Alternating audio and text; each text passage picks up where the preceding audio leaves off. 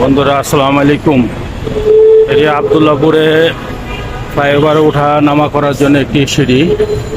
কর্তৃপক্ষ এই সিঁড়িটাকে এখনো উন্মুক্ত করে দেয় নাই চলাচল করার জন্য। তারপরেও মানুষ প্রাণের ঝুঁকি নিয়ে কীভাবে দেখেন সিঁড়ি পাড়া সিঁড়ি দিয়ে নামা ওঠা করতেছে। উপরে কিছু কিছু বাস আছে যারা যাত্রীদের উপরে নামান এবং ওঠান, কারণ ওই বাসগুলো যদি যাত্রীদের নামান ওঠান উপরে পড়ে তো এই ধরনের সমস্যাগুলা ঘটে। যাত্রীরা মানে প্রাণের ঝুঁকি নিয়ে এই সিঁড়িটাতে ওঠানামা করতেছে। তো এটা হচ্ছে একটি আমাদের কিছু কিছু মানুষের অসতর্কতার কাজ।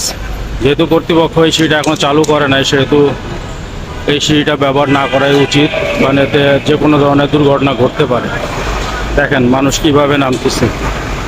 তো এই সিঁড়িটা যেহেতু উন্মুক্ত করে নাই, এখনও কাজ চলতেছে, তাহলে এই সিঁড়িটা ব্যবহার না করাই উচিত।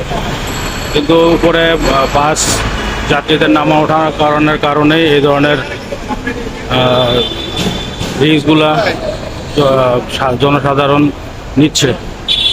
তো এভাবে রিস্ক নিয়ে নামা ওঠা না করাটাই উত্তম বলে আমি মনে করি, যেহেতু এই সিঁড়িটা এখনও জনগণের জন্য উন্মুক্ত করে দেয়নি। আসসালামু আলাইকুম।